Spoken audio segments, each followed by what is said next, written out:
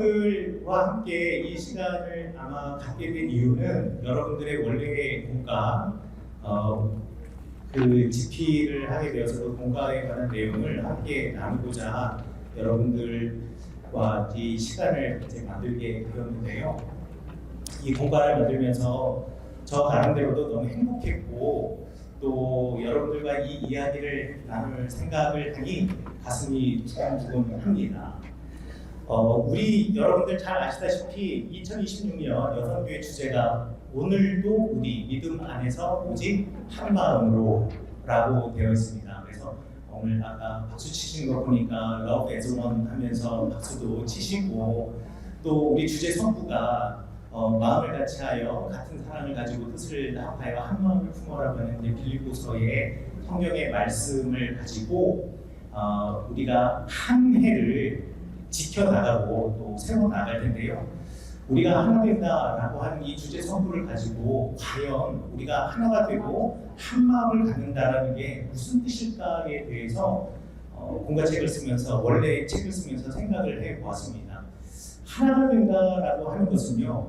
우리끼리 하나가 된다. 그러니까 우리끼리 멤버십을 갖는다라는 의미에서 하나가 된다라는 것도 중요하고 그리고 우리끼리 행복하게 또 우리끼리 즐겁게 한 마음을 가지고 우리끼리는 싸우지 말자, 우리끼리는 행복하자 라고 하면서 한 마음을 갖는 것 이것도 정말 중요하겠지만 더 중요한 것은 성경에 나와 있는 인물과 우리가 한 마음이 되고 그 성경에 나와 있는 인물과 마음을 같이 공유하는 것이 정말 중요하겠다라는 생각을 했습니다.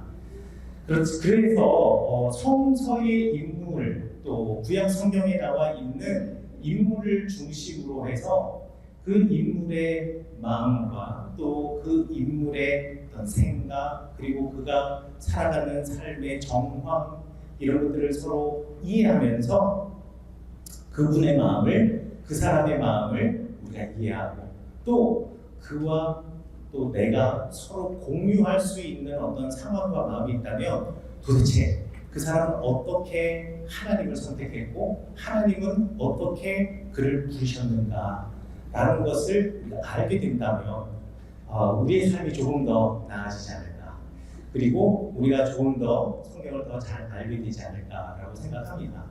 자 그런데요 저희가 12명 12월 달까지 12명의 사람에 관한 이야기를 함께 저희가 나누게 되는데 사실 성경에 나와 있는 인물의 정보를 안다고 우리가 우리가 신앙이 좋아진다거나 우리가 믿음이 좋아지는 것은 분명히 아닌 것 같습니다. 우리는 때로는 한 가지 착각하고 실수하는 게 있는데 그게 뭐냐면요. 우리가 성경에 대한 지식을 가지고 있으면 우리가 하나님을 잘 알고 있다고 생각하고 내가 정말 괜찮은 그리스도인이다. 내가 진짜 괜찮은 크리스찬이다 라고 착각하는 경우가 있습니다. 성경을 아는 것은 진짜 중요하죠. 그러나 성경을 안다는 것과 그 성경의 말씀을 지키며 살아간다는 것은 전혀 별개의 문제입니다. 제가 이제 부끄러운 고백을 하나 하려고 하는데요. 저는 그래도 나름대로 성경을 잘 안다라고 생각하는 사람이거든요. 그리고 예전에는 또 그런 거에 대한 자부심과 어떤 그 프라이드가 대단히 좀 강했던 어찌 보면 약간은 친구들 사이에서는 재수없는 애다 이렇게 생각할 수도 있을 것 같아요. 오늘 아까 러브에 좀 우리 박수 치고 또 여러분에게 알려주신 우리 부장님 오지영 부장님이 제 친구예요. 네. 친구인데요. 아마 저에 대해서 어떻게 생각하고 있는지는 잘 모르겠어요. 제가요 학교 다닐 때 나름대로 공부를 잘했습니다. 그게 무슨 아멘이에요. 제가 공부를 잘했거든요. 그래가지고요 4년 동안 한 번도 등록금을 내본 적이 없어요. 여러분 자녀들 다 그 정도는 하시잖아요. 유학을 가는데 사실 두 개의 학교가 됐어요. 하나는 하버드 대학이 됐고 하나는 히브리 대학교가 됐어요. 그런데 히브리 대학에서 괜히 난 구약을 전공하니까 공부해야 될 것 같은 거예요. 그래서 히브리 대학에서 공부를 했어요. 그리고 난 다음에 박사과정 들어가기 전에 이제 석사과정을 하는데 그 석사과정에서 보통 히브리 대학교에서 석사과정을 하면 정말 빨리 공부하면 3년, 4년? 이 미친 사람이에요, 이런 사람들은. 보통 한 6년, 7년씩 걸려요. 그런데요, 저는 하루에 3시간밖에 안 자고 공부했어요. 그래가지고 저는 2년 만에 끝냈어요. 대단하죠. 이거는 이제부터 부끄러운 얘기를 할 거기 때문에 박수를 치면 나중에 제가 부끄러워져요. 자, 그리고 제가 성서학으로 레위기로 논문을 썼고요. 그리고 난 다음에 유대학을 또 세컨으로 석사를 했어요. 그리고 난 다음에 제가 동부연회에서 첫 목회를 했습니다. 박사과정 들어가기 전에 제가 유학을 하느라고 목회를 하지 않았잖아요. 그렇기 때문에 지금은 좀 많이 달라졌지만 예전에는 단독 목회를 전도사로, 담임 전도사로 단독 목회를 하지 않으면 목사 안수를 받을 수가 없었어요. 그래가지고 한국에 들어와서 박사과정 들어가기 전에 목사 안수를 받기 위해서 이제 목회를 동부연회에서 했습니다. 교회 이름을 말하고 싶은데 동부연회에서 말하면 무조건 다 발각이 되기 때문에 제가 못하겠지만 강원도 영월에 있는 산골짜기 맨 길 끝마을에 있는 교회에서 제가 첫 목회를 했어요. 첫 목회를 하는데요. 목회는요 공부와 달라요. 제가 공부는 진짜 열심히 했거든요. 그런데 목회는요 이게 전혀 다른 세상인 거예요. 제가 목회를 하면서 제일 힘들었던 게 뭔지 아십니까? 설교 준비하는 게 너무 힘들었어요. 설교는 성경 얘기하는 거잖아요. 그런데 맨날 제가 한 게 성경 공부인데 그런데 설교하는 게 너무 힘든 거예요. 그래서 제 꿈이 뭔지 아십니까? 저희 교회에 그때 당시만 하더라도 원로 목사님이 계셨고 첫 목회지에 교인이 12명이었어요. 12명이었는데 제가 처음 원로 목사님 만나 뵈러 갔는데 원로 목사님이 저를 앉혀놓고 하시는 말씀이 전임 목사는 우리 교회에서 1500 며칠을 있었는데 그 중에 새벽 기도는 며칠을 하고 그걸 다 쓰고 계셨던 거예요. 왜냐면 교회 바로 앞에 원로 목사님이 살고 계셨거든요. 원로 목사님이 새벽 기도는 안 나오세요. 그러나 이렇게 거실문 딱 나와서 창문에 커튼을 딱 치면은 교회에 불이 들어오는지 안 들어오는지 알잖아요. 그래서 그 교회에 제 차가 없으면은 전화해서 이전도사 어디 갔어 이렇게 이제 확인하시는 분이에요. 자, 그러니까 새벽기도 반드시 해야 되잖아요. 어떻게 졸다가 뭐 불이라도 늦게 키면 큰일 나는 겁니다. 자, 그런데 새벽기도 딱 한 분이 나오시는 거예요. 자, 그런데 그 한 분 때문에 매일같이 설교를 준비해야 되잖아요. 그래서 제 꿈은 뭐였느냐? 제발 그분이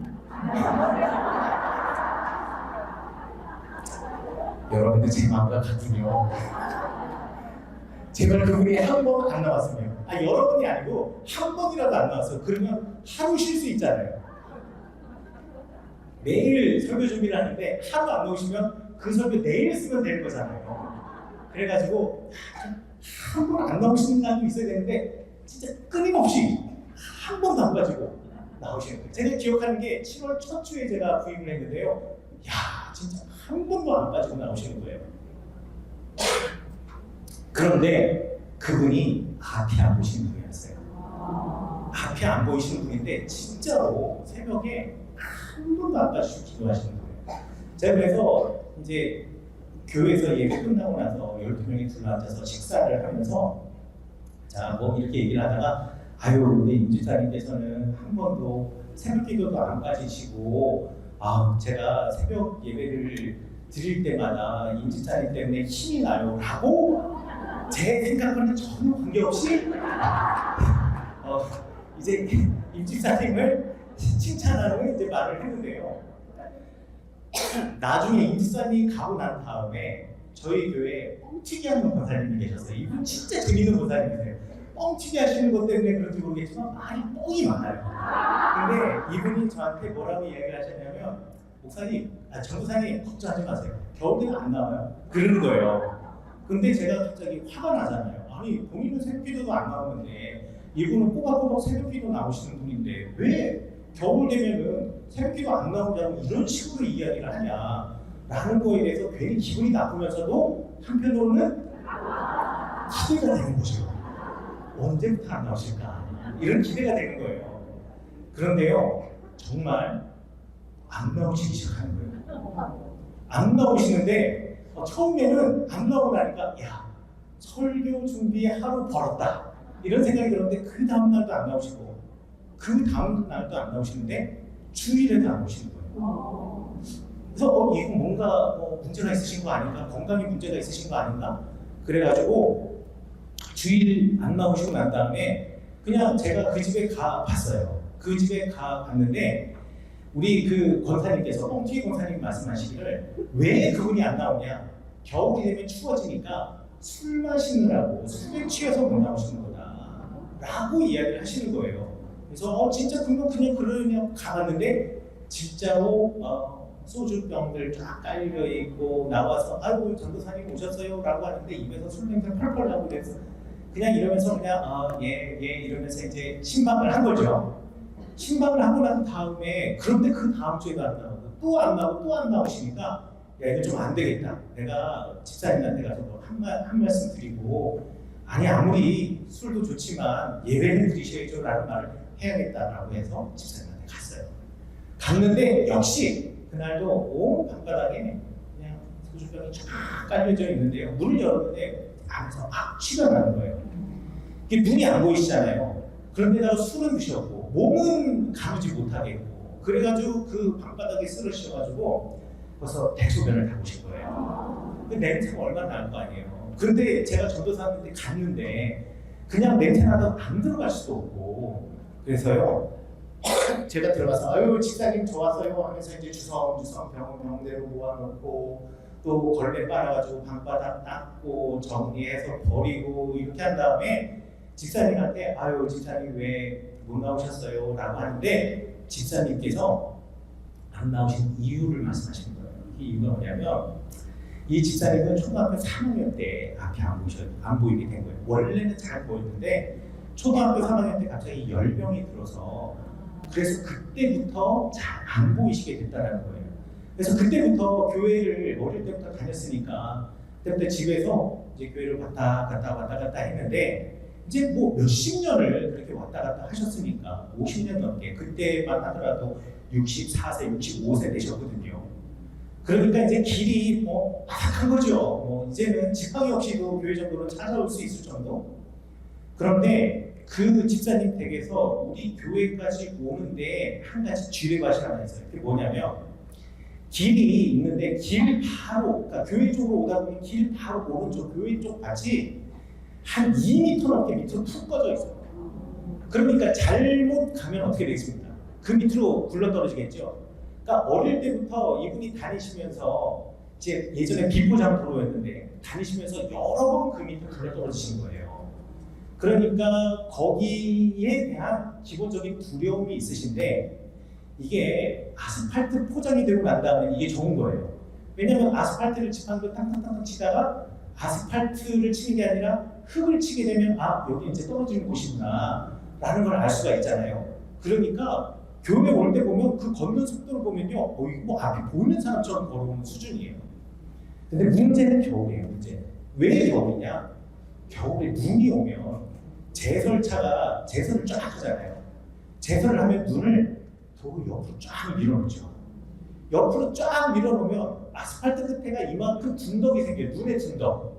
눈 둔덕이 생기니까 지팡이를 짚고 가다가 이제 이만큼이면 우회전해서 교회로 가긴 가야겠는데 고민스러운 거예요.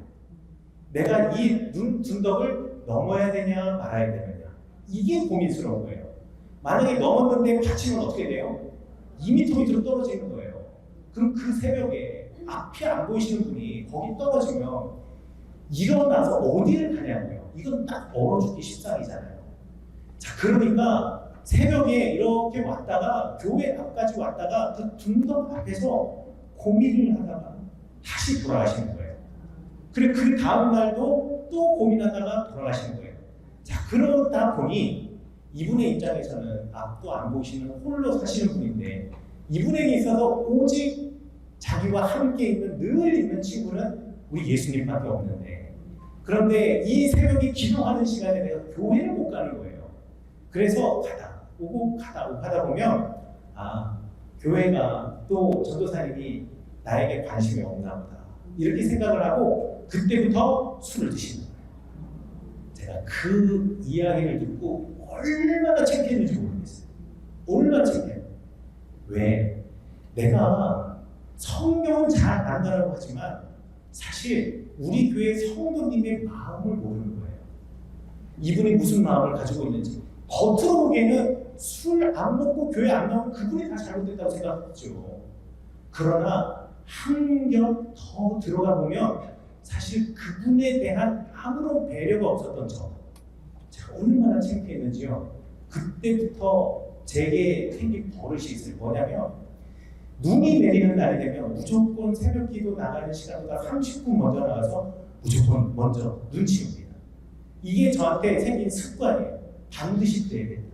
그래서 절대로 우리 임집사님 못 온 것처럼 교회에 오는 길 눈 때문에 미끄러지거나 넘어지거나 못 오는 일 없어야겠다. 그래서 지금도요, 철원에 눈이 좀 많이 와요. 그런데 무조건 눈 내리는 날이면 무조건 제가 30분 먼저 나가서 사택부터 교회 가는 길 쭉 쓸고 나가고 그 다음에 교회 앞에 있는 계단부터 해가지고 사람들이 올라오는 길은 항상 제일 먼저 쓸어놓습니다. 왜? 그게 내가 그 성도님들을 사랑하는 마음이고 그게 목회자의 마음이다 라는 것을 제가 첫 목회 때 배웠어요. 그래서 그 첫 목회 때 제가 알게 된 거, 목회는 지식으로 하는 게 아니라 마음으로 하는 거예요. 이게 한 마음, 그러니까 나와 그가 한 마음이 되고 내가 하나님과 한 마음이 되는 것 같아요. 내가 하나님의 마음을 가지고 그분을 보면 그분의 부족함이 보이고 필요가 보이고 그분에게 무엇 해야 할지를 알게 되는데 내가 그냥 내가 좀 잘 아느니 내가 이 정도의 전문가 이렇게 해가지고 그냥 어깨에 힘만 주고 다니잖아요. 이거는 그리고 어디 가서 가르치는 건 잘할 수 있겠지만 하나님의 마음을 따라 살아가는 사람이라고 말할 수 없겠죠. 제 인생에서 하나님을 만난 여러 번의 사건들이 있었는데 그 중에서 하나님을 안다는 것은 내가 지식을 쌓아 나가는 것이 아니라 내가 알고 있는 하나님의 마음, 하나님의 말씀을 내 가슴 속에 녹여내서 그 마음으로, 하나님의 마음으로, 예수님의 마음으로 내가 이 땅을 살아가는 것이 진짜 믿음이구나 라는 것을 제가 그 나이가 돼서 처음 목회제에서 목회 나오기 전에 이미 훈련하고 나왔어야 되는데 제가 뒤늦게 겉멋에 들은 제가 뒤늦게 그때서야 알게 되었습니다. 그래서 오늘 우리가 한 마음이 된다는 것, 우리가 어떤 마음이 되는 것을 어떤 삶을 살아가는 것이냐, 우리가 한 마음으로 살아간다는 것은 어떤 것이냐, 나와 그가 한 마음이 되고 내가 성경에 나와 있는 사람과 한 마음이 되며 동시에 그를 통하여서 하나님께서 하셨던 일 그리고 하나님의 마음을 알고 하나님과 한 마음이 되는 것, 이게 바로 우리가 진짜 지켜내야 할 한 마음의 신앙이 아닌가 싶습니다. 우리가 그러면 한 마음으로 지켜내야 할 마음 그리고 한 마음으로 지켜내야 할 한 가지가 있다면 그게 뭘까요? 그러면 물어보나 마나 여러분들 다 아실 거예요. 예수님이 이미 다 얘기해 버리셨어요. 하나님을 사랑하고 내 이웃을 내 몸과 같이 사랑하는 것. 재밌는 것은요, 하나님을 사랑하고 내 이웃을 내 몸과 같이 사랑한다는 말에는 지식이 개입할 요소가 없어요. 이것은 그냥 삶이에요. 지식이 개입하는 요소가 아니라 삶으로 지켜내고 삶으로 이루어내야 할 겁니다. 저는 우리 여성교회, 우리 감리교회 모든 여성교회 회원분들이 지식만으로가 아니라 삶으로, 마음으로 예수를 지켜내시는 우리 여성교회 회원들 한 분 한 분이 되기를 간절히 축원합니다. 그런 마음에서 우리 1년의 교제를 4개의 분기로 나누어서 성경에 우리가 이 사람의 마음을 좀 알았으면 좋겠습니다 라고 하는 것에 대하여서 12명의 사람을 추려보았어요. 그래서 첫 번째 분기는 상처를 넘어서 은혜로 갔던 사람들의 마음, 도대체 무엇이 그렇게 해야 됩니까? 그리고 우리 두 번째는 용기와 지혜로 우리가 어떻게 이 사람들이 생명을 얻었던가라는 것에 대해서, 그리고 세 번째 분기는 하나님을 선택하는 결단을 가지고 이들이 어떻게 하나님의 사람으로 이 땅을 살아갔으며 또한 하나님께서는 그를 통해서 일하셨던가, 그리고 마지막으로는 믿음으로, 그래서 오늘을 살아가면서 그 주변에 있는 상황을 바꿔냈던 사람들, 믿음으로 살았던 사람들이 만들어냈던 열매들이 무엇이었던가. 그래서 4개의 주제를 가지고 4개의 분기를 가지고 12명의 사람을 제가 한번 추려보았습니다. 그래서 추려본 사람들이 이런 사람이에요. 하갈, 레아, 한나, 시브라와 부아, 십보라, 드보라, 그리고 라합, 룻, 에스더, 슬로보아의 딸들, 욥의 아내, 한 선지자의 아내, 이런 사람들입니다. 자, 그런데 여러분들이 성경을 읽으시면서 또 원래 공과를 읽으시면서 꼭 유념해 두셔야 될 게 있어요. 그게 뭐냐? 우리는 성경에서 주인공이라고 먼저 상정해 놓은 사람이 있습니다. 주인공이라고 먼저 상정해 놓은 사람이 있는데, 그 사람을 중심으로만 성경을 읽으려고 그러면 그 주변에 있는 사람의 마음을 알 수가 없어요. 여러분, 하나님께서 성경을 기록하라고 하셨을 때 사실 그 사람들만 주인공이 아니고요, 성경에 나와 있는 모든 사람들이 주인공이에요. 어떤 사람은 그 사람을 배우라고 하나님께서 주인공 삼아 주셨고, 어떤 사람은 이렇게 살면 안 된다는 것을 보여주시기 위해서 주인공 삼기도 합니다. 그리고요, 여러분, 한 사람의 인생을 보면은요, 온전하게 100% 완전한 사람도 없고 100% 불완전한 사람도 없습니다. 100% 선한 사람도 없고요, 100% 악한 사람도 없어요. 여러분 주변에서 저분 진짜, 저 집사님, 저 권사님, 저 장로님 너무 괜찮으신 분이야 라고 우리가 말하시는 분들이 있잖아요. 그런데 그분들도 역시 그 삶 속에 숨기고 싶은 부족함들이 분명히 있단 말이에요. 우리 인생을 100이라고 할 때 어떤 사람은 51이 선하고 49가 악하기 때문에 그 사람을 선한 사람이라고 평가하는 경우들이 있습니다. 그런데 51만 선한 거예요. 49는 선하지 않은 부분들이 있거든요. 근데 성경은요, 그 모든 부분을 다 이야기하고 있어요. 그러다 보니 성경에서 내가 생각하기에 그 좋은 사람이다라고 하면 그 사람이 하는 행동은 다 좋은 거라고 우리가 오해하는 경우가 있고요. 성경을 읽으면서 이 사람이 이거 문제가 있는 거 아니야? 라고 생각하면 그때부터 그 사람이 한 모든 일은 다 문제 있는 것으로 생각하는 경우들이 있어요. 이러면 우리가 하나님께서 적어도 성경을 기록한 사람에게 하나님께서 영감을 주시면서 그 사람에 관한 이야기를 쓰게 하실 때, 기록하게 하실 때 하나님께서 의도하신 바를 우리가 완전히 흡수할 수가 없다는 겁니다. 왜요? 그냥 내가 알고 싶은 것만 알고 내가 이해하고 싶은 것만 이해하는 거니까. 인디언 속담이면서 동시에 저희 장인어른이 늘 저한테 하시는 말씀이 있습니다. 자는 사람은 깨워도 잠자는 척하는 사람은 절대 못 깨운다. 그렇죠. 잠자고 있는 사람은요, 일어나세요 하면 깨울 수 있어요. 그런데 잠자는 척하는 사람은 절대 못 깨워요. 막 어떻게든 자는 척하고 있습니다. 근데 저는 그 말을 들으면서 저도 막 진짜 맞는 말이네요. 이게 원래는 인디언 속담이거든요. 진짜 맞는 말이네요 라고 생각하면서도 어찌 보면 성도들도 마찬가지고요. 다 마찬가지예요. 내가 듣고 싶은 말은 들어요. 하지만 내가 듣고 싶지 않은 말 또는 내 생각과 다른 말은, 다른 어떤 말들은 이건 아무리 좋은 말이라도 듣고 싶지 않아요. 잠자는 척하는 거죠. 절대 안 들을 거야. 절대 안 들을 거야.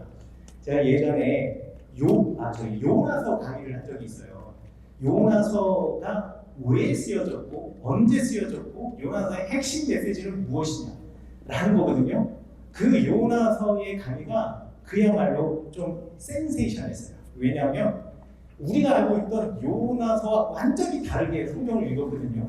그랬더니만은 분명히 결론은, 제가 성경을 첫 장부터 짧잖아요. 1장부터 4장밖에 안 되니까 첫 장부터 끝장까지 쫙 읽어가면서 세미나 시간에 2시간 동안 열강 딱 설명을 해서 깔끔하게 딱 떨어졌어요. 그래서 모두가 다 야, 요나서를 새롭게 읽게 되었다라고 했는데 그 중에 몇 분이 오더니만 저는 그래도 요나서를 그렇게 읽지는 않을래요 라고 말씀하시는 거예요. 왜? 어려서부터 내가 성경학교 때 배워왔던 요나의 이미지와 요나서를 해석했던 어떤 방법들이 있잖아요. 나는 이거 포기 못하겠다라는 거예요. 어쩔 수가 없어요. 아무리 공부하고 가르쳐 드려도 어쩔 수가 없어요. 자는 척하면 절대 못 깨워요. 하지만 주무시고 계신다면 깨어날 수 있잖아요. 그래서 우리가 성경의 인물을 볼 때 이 인물에 이런 면도 있구나. 그리고 하나님은 이런 면을 우리에게 보여주고 싶었구나 라는 것을 이해하면서 그렇다면 내 삶에서 또는 우리 주변에서 그리고 나의 교회에서 내가 이런 면을 가지고 있는 사람들에게 어떤 마음을 품고 살아가야 할까라는 것에 대해서 우리가 다시 한번 알 수 있지 않을까라고 생각을 합니다. 그 첫 번째, 여기 네 번째 총 4개의 분기가 있는데 여러분들 벌써 1월달 원래 하셨잖아요. 그렇죠? 1월달 원래 때 여러분들 하가를 하셨을 겁니다. 하가를 제가 이제 시작한 이유는 그냥 성경에 나와 있는 순서대로 저희가 지나가면서 그리고 주제에 맞춰서 저희가 이렇게 배열을 했는데요. 하갈이라고 하는 여인도 사실 우리 성경에서 너무 저평가된 여인이에요. 왜 그러냐면 갈라디아서에서 바울 선생님께서 율법과 은혜 그리고 유대인과 기독교인 이런 관계에 대해서 예를 들어 비유로 설명하면서 하갈과 사라, 이스마엘과 그리고 이삭을 서로 비교를 해놓았거든요. 그래서 갈라디아에서 바울 선생님은 그것을 비유로 말씀하셨는데 우리는 비유로 말씀하신 것 거기에 딱 바울 선생님의 말씀에 꽂혀서 그 다음부터 하갈은 무조건 나쁜 사람. 하갈은 그냥 숨만 쉬어도 싫은 거죠. 시어머니가 며느리가 싫으면 손바닥이 손뚜껑 같다 한다. 뭐 이런 말 있잖아요. 그냥 싫으면 무조건 다 싫은 거예요. 그러니까 하갈에 대해서 평가절하하는 거죠. 그러나 여러분들 평가절하하는 것은 하나님의 마음은 아닌 것 같아요. 우리 로마서 8장 1절과 2절에 보면 이게 우리 신앙의 우리 예수 그리스도를 향한 우리 신앙 그 고백의 핵심 아니겠습니까? 로마서 8장 1절에서 이렇게 하는데 그리스도 안에 누구든지 그리스도 예수 안에서는 결코 무엇이 없다? 정죄함이 없다. 자, 정죄함이라는 말이 무슨 뜻인지 잘 모르시죠? 죄에 있다 말하는 거잖아요. 정죄함이라는 말이 사실 되게 쉬운 말 같지만 어려운 말인 이유는 뭐냐면 성경에 딱 3번 나오는 말이기 때문에 그래요. 성경에 딱 3번 나오기 때문에 이 말의 뜻이 뭔지 학자들이 몰라요. 그래서 그냥 정죄라고 번역을 했던 거예요. 그런데 이 3번 나오는 정죄라는 말 그리스어 카타크리마이고 바울 선생님이 만들어낸 신조어거든요. 그 신조어를 갖다가 분해해보면 이 단어가 가지고 있는 뜻을 알아요. 그 뜻이 무엇이냐? 카타는 언더, 아래로라는 뜻이고 크리마는 명사고 크리노는 동사로 평가하다라는 뜻입니다. 그러니까 그리스도 예수 안에 있는 사람은 다 어떻게 된다? 평가절하 당하지 않는다는 거예요. 하나님이 세상을 만드시고 모든 것을 다 아름답다라고 말씀하셨어요. 하나님이 사람을 만드시고 실수했네? 이렇게 말씀하지 않으셨어요. 창세기 1장 보면 다 만드시고 아름답고 행복하다라고 말씀하셨어요. 창조는요 하나님이 주신 복이에요. 한 존재가 아름답고 가치가 있어요. 사람들에게는 코에 하나님의 생기를 불어넣어 주셨고 우리 각자 한 사람 한 사람은 하나님의 형상을 따라 빚음을 받은 사람이에요. 그러니 나는 괜찮고 그는 별로야는 이 땅에 없다라는 거예요. 세상에 그렇게 말하는 사람이 있어요. 나는 괜찮고 너는 별로야. 너는 평가절하 당해야 돼. 너는 좀 문제가 있어 라고 말하는 사람이 있어요. 구약 성경에서 이런 사람을 부르는 히브리어가 있습니다. 이 히브리어예요. 그 히브리어가 뭐냐면 사탄입니다. 사탄은 히브리어예요. 사탄이라는 말의 원래 뜻은 무엇이냐? 대적자, 원수라는 뜻인데요. 이 대적자가 가지고 있는 이 의미는 무슨 뜻이냐? 하나님이 기본적으로 우리에게 주신 어떤 마음, 그리고 우리에게 주신 법, 그리고 우리에게 말씀하신 어떤 행동의 지침과 강령, 또 율법, 뭐 이런 것 앞에서 너 지키지 않아도 돼. 내지는 꼭 그래야 되는 건 아니야. 라고 속삭이면서 하나님의 마음과 정반대의 길로 누군가를 이끌려고 하는 모든 사람들을 사탄이라고 불렀어요. 저 구약 성경의 사탄은요, 물론 몇몇 페르시아 이후에 쓰여진 성경에서는 영적인 존재로 표현하긴 하지만, 그러나 구약 성경 대부분 사탄은 다 사람이었어요. 그리고 우리말 성경에는 대적자, 원수라고 번역이 되어 있어요. 근데 히브리어로는 사탄이에요. 우리 모두가 가치 있고 소중한 사람인데, 야, 이 사람은 문제 있는 사람 아니야? 왜 이 사람은? 이라고 말하는 사람들, 그리고 그 사람을 평가절하하는 사람은 오히려 우리는 하나님의 반대편에 서서 우리가 사탄의 역할을 하고 있는지 몰라요. 자, 하갈 보는 우리의 자세도 마찬가지예요.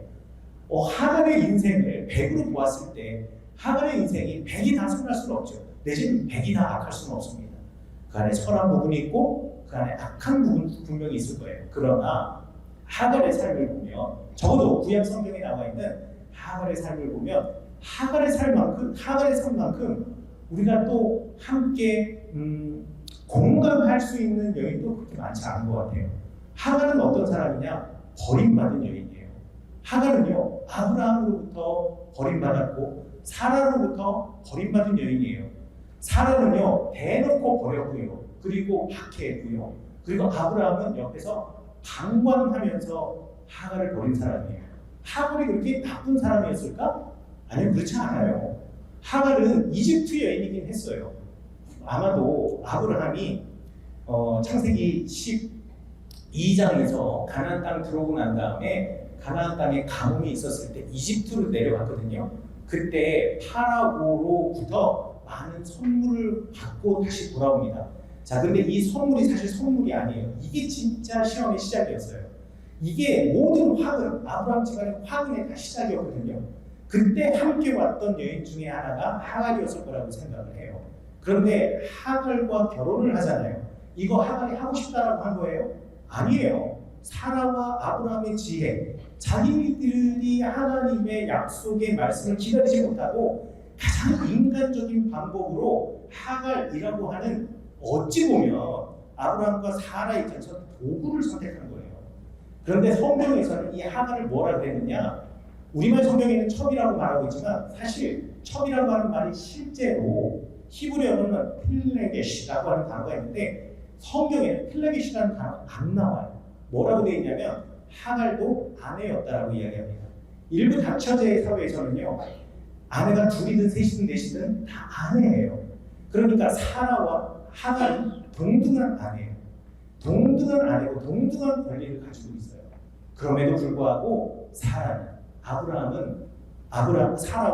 아브라함은 하갈을 박해한 사람이었어요. 그래서 하갈이 도망치게 되잖아요. 여러분 다 이미 하셨기 때문에 아시겠지만, 그렇게 도망친 하갈을 하나님께서 찾아내셨어요. 하갈이 도망칠 때, 하갈이 술 땅을 지나서 자기 아버지 집 이집트로 갈 때 하나님께서 하갈을 급히 찾아내셨어요. 우리 술 땅으로 갈 때 하나님이 하갈을 만나셨다라고 우리말 성경에는 번역이 되어 있지만 히브리 원문에는 하나님이 찾아가셨다, 찾아내셨다라고 이야기합니다. 하나님이 하갈을 통해서 하실 일이 있고 또 하나님이 하갈에게 주시려고 했던 복이 있었던 거예요. 그래서 그 하갈을 찾아내서 하갈을 살게 하셨고, 그 하갈에게 아브라함과 마찬가지로 아브라함에게 주셨던 약속과 똑같이 너 민족의 어머니가 되게 하겠다, 그리고 내 자손 이스마엘로 큰 민족을 이루겠다라고 약속을 해주십니다. 사라도 받지 못한 약속을 지금 버림받은 여인, 학대받은 여인, 그러나 그런 여인조차도 찾아가셔서 하나님께서 그에게 복을 주신다라고 하는 것, 이 말씀을 통해서 우리가 과연 하나 된다라고 하는 것이 내가 친한 사람들과 마음 하나가 되는 것이냐, 아니면 이 땅에서 아파하는 이들, 모두가 문제가 있다라고 하는 이들, 아니 어찌 보면 그래도 싸라고 하는 이들에게도 기꺼이 예수 그리스도의 마음으로 다가가서 그들을 품어내는 존재로 살아가느냐, 얘 사이에서 우리가 결단을 해야 된다는 거예요. 정말 우리가 하나님의 마음과 하나가 되어서 하나님의 마음으로 살아간다면 아니 예수님이 그리고 하나님이 이 땅에 오셔서 인간 예수님으로 오셔서 이 땅에서 예수님이 하신 일이 뭐예요? 하나님이 예수님을 통해서 일하셨던 게 뭐예요? 막힌 담을 헐어버리고 아니 있던 울타리를 걷어내는 것이 하나님이 하시는 일인데 그러나 성경을 보면 사람들이 자꾸 울타리를 치며 살아간단 말이에요. 이게 사탄처럼 살아가는 삶이에요. 그러나 하나님께서는 하갈의 이야기를 통하여서 아니다. 하나님은 우리가 배척하는 이들도 찾아가시는 분이시고 찾아내시는 분이고 그에게 살리시는 분이다. 그래서 부엘라 헤로이 나를 살피시는 하나님이 내 생명을 살리시는 우물 베라하미로이라고 하는 우물을 직접 그에게 봐주시는 분이다 라는 것을 하갈을 통해서 이야기해 주시는 거죠. 이 이야기를 우리 원래에서 함께 나누면서 그렇다면 우리가 나누어야 할, 우리가 사랑해야 할, 우리가 감싸주어야 할, 그리고 우리가 찾아내야 할 사람들이 누가 있을까? 우리 여성교회는 교회 어머니잖아요.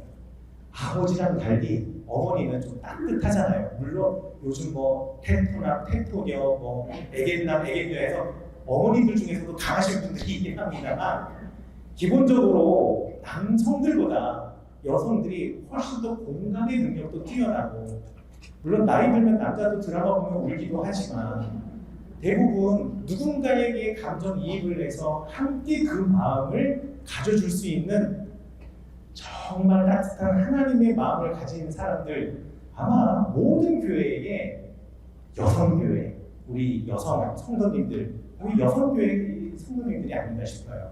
우리가 그런 마음으로 우리 벽을 쌓고 있는 사람들 그리고 누군가로부터 버려졌다라고 느껴지는 사람들, 소외된 사람들 또는 내가 방관하고 있는 그들에게 한 걸음 더 나아가고 그리고 내 마음을 한 바가지 더 쏟아부어 줄 수 있는 여러분이 되시기를 바라는 마음으로 하갈로 이야기를 시작했습니다.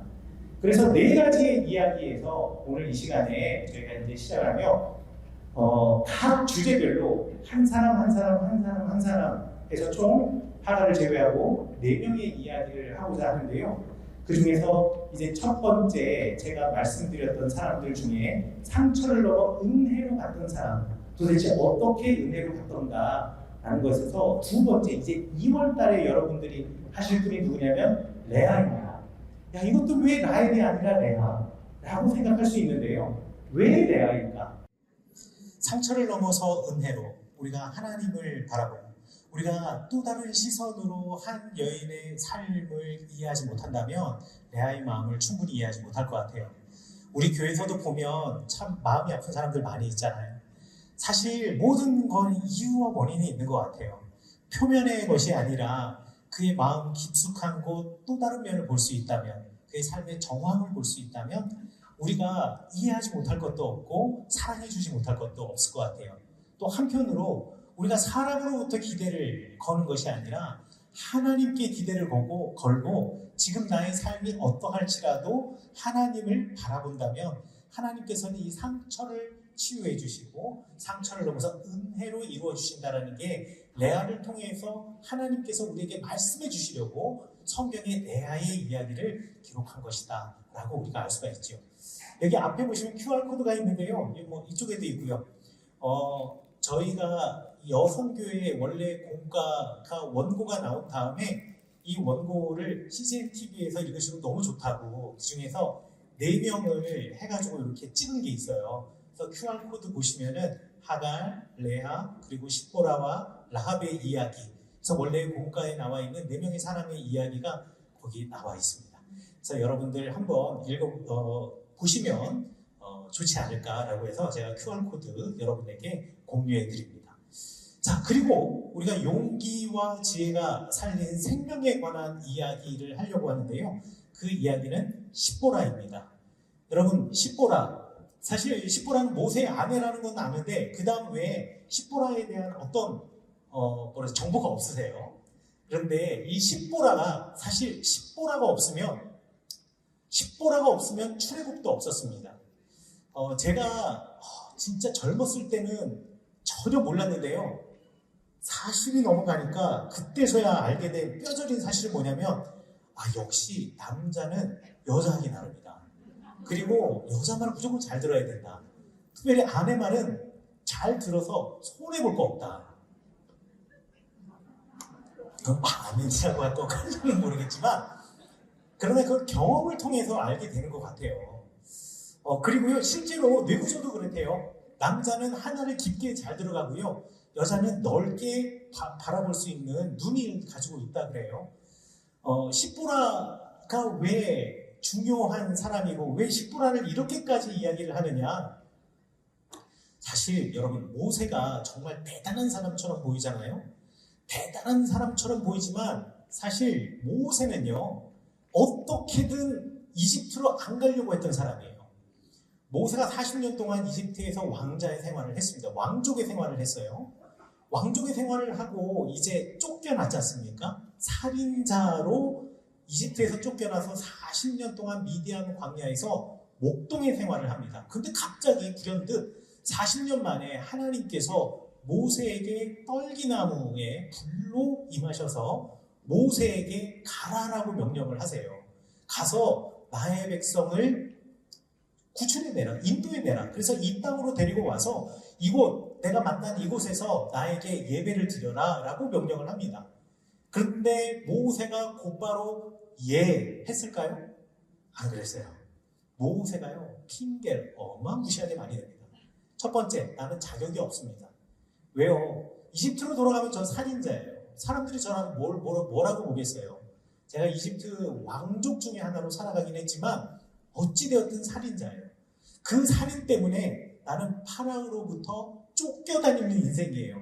내가 어떻게 이집트로 돌아가겠습니까? 자격이 없어요. 두 번째, 제가 껍데기는 히브리 사람인 건 분명한데 왕궁과 왕족의 삶을 40년을 이집트에서 살다 나왔어요. 그러니까 내가 껍데기는 히브리인 거는 맞는데 히브리 사람들, 그러니까 야곱의 자손들은 나를 형제 중에 하나로 인정해 주시려고 하잖아요. 정말 형제 중에 하나로 인정해 주려고 했다면 내가 그 이집트 강제 노역관을 죽였을 때 그 모습을 보고 나중에 형제들, 히브리 사람들이 서로 싸울 때 그 싸움을 중재하려고 하잖아요. 그때 그 히브리 사람이 뭐라 그랬어요? 야, 너 그때 그 사람 죽이는 것처럼 우리도 죽이려고 그래? 라고 하면서 오히려 모세에게 비아냥거리잖아요. 나는 히브리 민족에게도 히브리인에게도 환영받지 못하고 이집트 사람으로부터도 환영받지 못하는 난 자격 없는 사람이에요. 두 번째, 제가 그리고요 말주변이 없어요. 제가 말을 못해요. 왜 말주변이 없어서요? 그래서 제가 못해요. 히브리어의 원래 의미는 게 뭐냐면 매감개, 말을 더듬는 사람이라는 뜻이에요. 나 말 더듬는 사람이에요. 제가 어떻게 거기 갈 수 있겠습니까? 그리고 사람들이 하나님의 이름 물어볼 텐데 저는 지금 여기서 처음 당신 만났는데 이름도 몰라요. 제가 가가지고 뭐라고 얘기를 하겠어요? 라고 이야기를 하는데 여러분들 잘 아시다시피 하나님께서 지팡이를 뱀으로 만들기도 하고 다시 뱀이 지팡이가 되기도 하고 또 옷소매에 손을 집어넣으니까 나병이 생기기도 하고 다시 낫기도 하고 하나님이 자신의 이름을 알려주시기도 하고 그리고 나 말 못해요 하니까 너 형제 아론은 말 잘하잖아. 내가 아론을 너 입을 대신해서 이야기하는 사람으로 세워줄 테니까 가라고 하니까 아니 뭐 이렇게 뭐라 그러죠? 핑계란 핑계는 다 됐는데 이게 완전히 철벽 차단된 거잖아요. 그래서 어쩔 수 없이 모세가 가는 겁니다. 이집트로. 이게 어쩔 수 없이 모세가 이집트로 갔다는 것을 두 가지 사실을 통해서 알 수가 있어요. 어떤 사실을 통해서 알 수 있냐? 첫 번째, 그 장인 이드로에게 뭐라고 이야기하냐면 이집트에 돌아가서 우리 민족과 친척과 형제들이 잘 살고 있나 좀 확인 좀 해보려고 가겠습니다 라고 이야기를 해요. 아니 하나님이 갈 때 잘 살고 있나 확인하라고 하라는 거 아니잖아요. 그곳에서 강제 노역 당하고 있고 하나님을 부르짖고 있는 그 이스라엘 야곱의 자손들을 구원해내라, 구출해내라 라고 해서 보내는 거잖아요. 그러면 이드로에게 말했을 때 이드로가 하나님을 모르는 사람도 아니거든요. 제사장이잖아요. 제가 하나님 이렇게 떨기나무에서 만났습니다. 그 하나님이요 저더러 가래요. 제가 가가지고 그들을 출애굽해서 지금 이곳 당신이 있는 이곳 이 땅에 와서 내가 하나님을 만났던 그 그 산에서 하나님께 예배하는 사람, 예배하는 민족이 되라고 하셨습니다. 그래서 저는 가야겠습니다. 뭐 이렇게 좀 비장하게 막 이야기를 해야 될 텐데 딱 한다는 얘기가 집에 우리식으로 표현하면 쉽게 말해서 집에 별일 있나 없나 좀 보고 가려고요. 이렇게 이야기를 해요. 그러니까 모세는요. 지금 하나님께서 사명과 소명을 주셨지만 사명과 소명이 없었어요. 그리고 여러분들 그 사명과 소명을 내가 감당하려고 가려고 한다면 이집트에 가서 분명히 안 좋은 일이 생길 거라는 것은 뻔한 얘기죠. 뻔한 이야기인데 그럼에도 불구하고 가족들을 다 데리고 가요. 십보라하고 아들까지 데리고 갑니다. 아니 전장터 갈 때 장군이 가족 데리고 가는 거 본 적 있으세요? 아니 그런 일은 없잖아요. 위험한 데 가면 아버지가 자기 혼자 가야지. 그런데 지금 자식들 다 데리고 가고 아내도 데리고 갔다라는 건 뭐냐면 어찌 보면 이 모세는요. 아휴 하나님이 가라고 해서 가기는 가겠는데 안 갈 수는 없겠는데 그냥 가가지고 뭐 말 좀 하다가 안 되면은 돌아와서 하나님한테 아유 갔는데 안 되더라고요 하면서 대충 그냥 가는 신용만 내자 라고 생각을 하고 지금 나귀에 아이와 아내를 태우고 지금 이집트로 돌아가는 중에 갑자기 하나님의 천사가 나타나셔서 지금 모세를 죽이려고 하는 겁니다. 모세. 아니 하나님 이상하신 분이잖아요. 언제는 내가 안 가겠다 그랬는데 가라 그래서 지금 가고 있는데 아니 그러면 거기다가 뭐 카페트에 꽃길을 만들어 주지는 못할 망정 아니 가려고 하는 모세를 지금 가고 있는 모세를 아니 갑자기 하나님이 죽이려고 하셨다? 이거 뭔가 좀 이야기가 이상하지 않아요? 돌아가는 게 이상하지 않아요? 그런데 십보라의 행동을 보면 알 수가 있어요. 모세를 죽이려고 했을 때 십보라가 어떻게 했느냐? 아들 게르솜의 포피를 잘라 할례를 했다라는 거예요. 할례를 해서 그 피 묻은 포피를 모세 발에다가 대니 발끝에 대니 모세가 살게 되었다라는 거예요. 이게 무슨 뜻이냐? 모세는요 할례를 받았을 것이 분명합니다. 일단 모세가 태어나서 엄마 아빠가 3개월 동안 자기 집에서 숨기고 있다가 그러다가 이제 모세가 공주에게 입양되어서 가거든요. 그런데 모든 유대인들, 히브리인들은 태어나면 8일 만에 할례하게 돼 있어요. 그러니까 3개월 동안 그 집에 있었다라는 것은 이미 모세는 할례 받았을 확률이 높다. 그리고 그 갈대 상자 안에 있는 모세를 보자마자 이 이집트 공주가 히브리 아기구나 라는 걸 알아채잖아요. 어떻게 알아챘겠어요? 아마 할례의 흔적을 보고 히브리인 아기였겠구나 라고 알았을 것이다 라고 사람들이 생각을 하고요. 또 하나 만약에 어린아이일 때 할례를 못 받았다 손치더라도 이집트 사람들은요 나중에 성년이 되면 위생의 문제 때문에 할례를 했습니다. 그래서 기원전 2300년에서 400년 전 그때쯤에 기록되어 있는 이집트의 부조에 보면 이집트 성인 남자를 할례하는 부조가 나와요. 그러니까 이집트에도 할례의 전통이 분명히 있었어요. 모세는 분명히 할례를 했을 것이 분명합니다. 그런데 그거는 그 특별한 사람들에 관한 문제이고요. 게르솜은 아들, 그 모세의 아들은요 태어나자마자 할례를 받지 않았던 거예요. 그렇다면 그렇다면 모세는 왜 아들에게 할례를 하지 않았을까? 모세가요 몰랐을 확률이 높아요. 왜요? 어려서부터 이집트 왕궁에서 살았잖아요. 그리고 왕족으로 살았잖아요. 그러니까 뼛속 깊이 껍데기는 히브리인이지만 내 정체성은요 하나님의 백성이 아니에요. 그냥 이집트 사람인 거예요. 여러분이 만약에 미국이나 어디로 젊은 시절 결혼하기 전에 이민을 가서 거기서 미국 사람 만나서 결혼해서 아이를 낳았어요. 그러면 그 아이는 절반은 한국인의 모습을 가지고 있는데 우리 그렇게 하프 코리안들도 다 한국인이라고 이야기를 하잖아요. 그러나 그 한국인이 나중에 커가지고 20대, 30대가 돼서 한국의 엄마의 나라예요 하면서 놀러 왔다고 쳐요. 그럼 우리는 아이고 엄마가 한국 사람이니까 너 한국이구나 하고 환영하지만 걔의 얼굴 생김새는 한국인의 필이 나지만 생각이나 말이나 행동이나 문화나 전통은 그냥 미국 사람이잖아요. 한국 사람이라 말할 수 없잖아요. 모세가 딱 그거예요. 그러니까 모세는 하나님의 백성으로서의 자기 정체성이 없는 사람이었던 거예요. 하나님께서 모세를 통해서 일하긴 일하셔야 하겠는데 모세가 자기 정체성을 가지고 내가 진짜 이거 아니면 안 된다. 내 민족을 내가 살려야겠다는 뜨거운 열망을 가지고 이 사역을 하기를 원하는 거예요.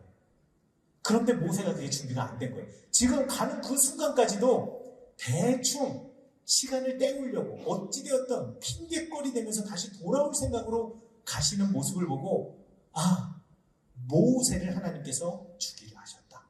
그러나 그 하나님의 마음을 누가 알았다? 십보라가 알았다. 그래서 십보라가 급히 아들을 할례합니다.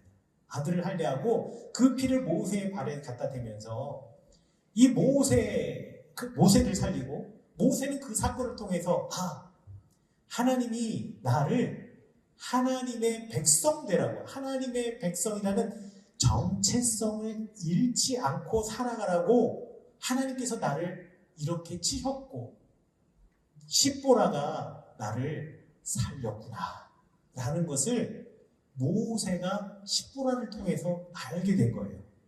자, 그래서 성경에는 안 나와 있지만 그 다음에 십보라가 성경에서 이야기가 사라집니다. 그리고 출애굽한 이스라엘 사람들이 다시 미디안 광야로 나왔을 때 그리고 거기서 이드로와 그 가족들을 만날 때 그때 십보라와 아들들이 아버지 여보 하면서 그때 다시 제외해요. 그 얘기는 뭐냐? 중간에 둘이 가는 길에 헤어졌다라는 거죠. 그래서 성경의 주석가들은 언제 그러면 십보라가 모세와 함께 이집트로 돌아가다가 둘이 헤어지게 되었느냐? 바로 이 사건. 그러니까 하나님께서 모세를 죽이려고 하셨고 십보라가 그 모세를 살리고 난 다음 모세가 이제 정신이 번쩍 든 거예요. 하나님이 원하시는 것은 이거구나 라는 것을 알고 내가 이 일을 감당하기 위해서 가족을 데려갈 수는 없지. 그 위험한 곳에. 그래서 십보라와 아이들을 돌려보내고 모세는 이집트 땅으로 가서 파라오 앞에서 당당하게 내 백성을 보내라 라고 말씀할 수 있었다. 이렇게 모세다워질 수 있었던 가장 중요한 역할을 누가 했느냐? 십보라가 했다라는 거예요. 십보라가. 그래서 여성의 역할이 중요합니다.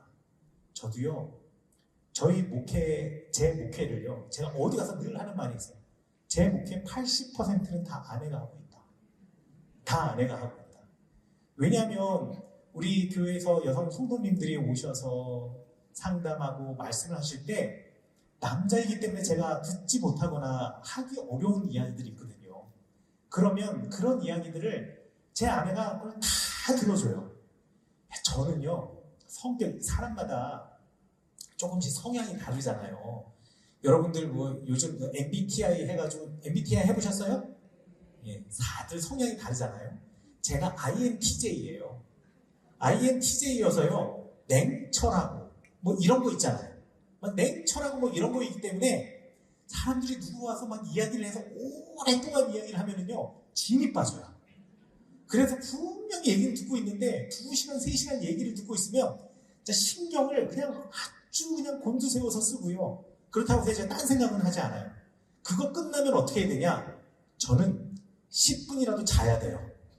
안 그러면 너무 힘들어요. 이 들은 이야기를 갖다 머릿속에서 정보 처리를 하느라고 너무너무 힘들어요. 그런데 제 아내는 3시간이고 4시간이고 그 이야기를 들어줘요. 그러면서 결국 내용을 들으면은요, 특별하게 해답을 제시해 준 것도 없고요. 뭔가 한 것도 없는 것 같아요.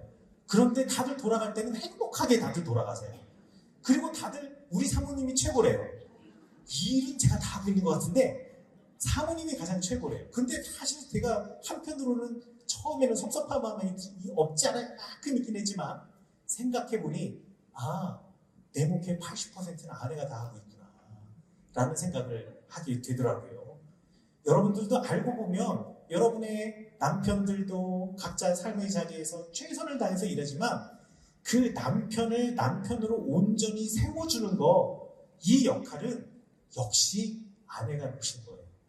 나이가 아무리 남편보다 3살, 5살, 10살 적어도요, 결혼하잖아요. 남편들이 지능이 떨어져요. 그렇기 때문에 결국 나이 차이가 많이 나도요, 결국 아내 생각보다 짧아요. 이게 제가 내린 결론이에요. 저만 그런 게 아니라 제 옆에 주변에 있는 목사님 봐도 별 차이가 없어요. 그래서 제 경험으로 내린 결론이에요. 이때 가장 중요하게 지혜로워야 할 사람이 누구냐? 옆에 있는 사람인 것 같아요. 옆에 있는 사람. 저도 아내가 그나마 저를 이만큼 바꿔놨으니 제가 사람 취급받고 살아가는 거지, 아내가 옆에서 저한테 잔소리 하지 않고 옆에서 듣기 싫은 소리 하지 않으면 아유, 상상하기도 싫어요. 아내 소리를 들으면 사실 되게 기분 나쁘거든요. 기분 나쁜 이유는 다 맞는 소리를 해서 기분 나쁜 거예요. 그런데 그 맞는 소리를 듣고 기분 나빠하면서도 그 소리를 자꾸 가슴속에 씹도록 해야 되고요. 여러분들은 옆에서 돕는 역할을 해야 돼요. 자, 이거는 여러분의 가정의 역할이고요. 교회에서도 마찬가지입니다. 교회에서도요, 십부라 그리고 난 다음에 모세를 거봐, 내 말 들으라 그랬지. 거봐, 내 말을 들으면 살아. 그런데 내 말을 안 들으면은 한방 국가, 이런 말을 성경에 안 하고 계세요. 무엇이냐?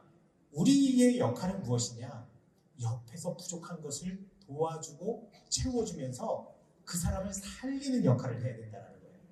사실 이게 우리 교회의 사실 호흡기와 같은 역할을 저는 여성교회가 한다고 생각합니다. 여러분들이 숨 쉴 수 있도록, 숨 쉬도록 도와주시고, 또 우리가 돕는 사람이 되어야 하겠고, 우리의 용기와 우리의 지혜로 생명을 살리는 사람 되어야 하지 않겠느냐라는 것을 이 십보라의 이야기를 통해서 우리가 또 확인할 수 있는 것 같아요. 자, 그 다음에 하나님을 선택하는 결단에 관한 인물 중에 제가 라합에 관한 이야기를 여러분들에게 말씀드리고자 하는데요. 라합이라고 하는 여인에 대해서도 우리가 가지고 있는 편견들이 있어요.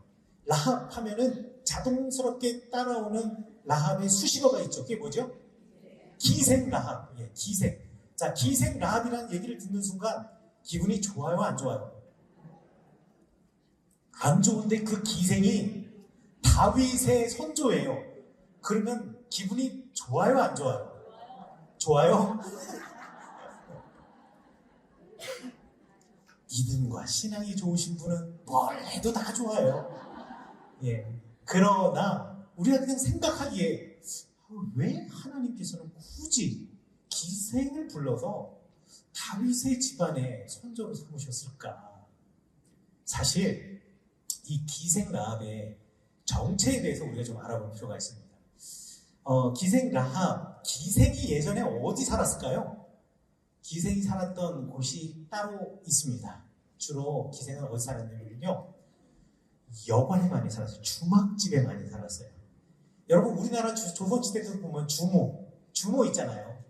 주모가 일종의 기생이라고 생각하시면 돼요. 자, 그래가지고 그곳에서 이제 술도 한 잔 딱 따라주면 옆에서 국밥 먹다가 주모 이러면서 주모의 허벅지에 손 한번 딱 얹어놓고 이런 거 있잖아요. 그 사극 같은 데 보면. 라합을 그런 사람이라고 생각하시면 될 것 같아요. 자, 그런데 이거는 여러분들 웃고 즐기라고 재미있으라고 제가 하신 말씀이고, 여관집 주인이 고대 사회에서 해야 했던 중요한 일이 있습니다. 그게 뭐냐면요, 여러분, 여관은요, 지금 우리말 성경에는 그냥 기생이라고 되어 있지만 1세기 성경 주석가이자 역사가, 이스라엘의 역사가인 요세푸스는 기생이라고 하는 직업과 그때 당시의 역사 문화적인 배경으로 보았을 때 이 라합은 여관집 주인이라고 표현하는 것이 더 맞다라고 이야기를 해요. 왜냐하면 여관집 주인이 그런 일들을 했기 때문에. 그럼 여관은 고대 사회에 어떤 일을 했더냐? 이 여관이요, 정보의 중심지예요. 정보의 저수지입니다. 여리고의 기생이었잖아요. 여리고라고 하는 도시가 어떤 도시였냐면 인류 역사상 가장 오래된 도시입니다. 도시의 역사가 10,000년이 넘어요. 그래서 도시의 역사가 10,000년이 넘는 곳이 인류 역사상 몇 군데 안 돼요. 한 3군데, 4군데 밖에 되지를 않아요. 그 중에 하나가 여리고예요. 그래서 이 여리고가 왜 이렇게 도시의 역사가 대단히 오래되었느냐? 살기가 좋은 곳이에요. 일단 고대 사회에서 도시가 되기 위해서는 몇 가지 중요한 조건들이 있습니다. 사람이 살아야 되니까 물이 있어야 되고요. 그 다음에 농사를 지을 땅이 있어야 되고요. 그 다음에 교통이 좋아야 되겠고요. 그 다음에 적들로부터 방어하기 좋아야 돼요. 이 네 가지를 갖추어야 정말 완벽한 도시를 갖추어 드립니다. 그런데 이 네 가지를 다 갖추는 도시가 거의 없어요. 그래서 대부분 물이 있고 그 다음에 농사질 땅이 있으면 교통이 안 좋아도 살고요. 또 사람들이 방어하기 힘들어도 어찌되었든 거기서 먹고 살아야 되니까 사람들이 살아요. 그런데 여리고는 이 네 가지를 다 갖추고 있는 곳이었어요. 그래서 여리고 성읍의 또 다른 별명이 뭐냐면 종려나무 성읍이었어요. 뭐냐면 물이 너무 많아. 물이 너무 많아가지고요. 그 앞에 요단강 흐르죠. 광야에서 샘이 오아시스가 터져나오면 그게 전부 다 여리고로 들어와요. 그럼 그걸로 지금도 여리고 가보시면은요. 쫙 종려나무 농장하고 바나나 농장들이 쫙 깔려 있어요. 광야 한가운데 진짜 오아시스예요. 자, 이러니까 여기를 잘 방어해야겠죠. 그래서 성읍을 아주 잘 견고하게 쌓아놓았어요. 자, 그리고 사람들이 이렇게 물도 많고 먹을 것도 많다 보니까 장사하는 사람들이나 뭐하는 사람들이 지나가다 보면 꼭 이 성을 들려가가지고 물도 채워가고 먹을 것도 채워가고 뭐 이런 일들을 하거든요. 이렇게 외국 사람들이 많이 들어오다 보니까 여기는 정보의 중심지가 돼요.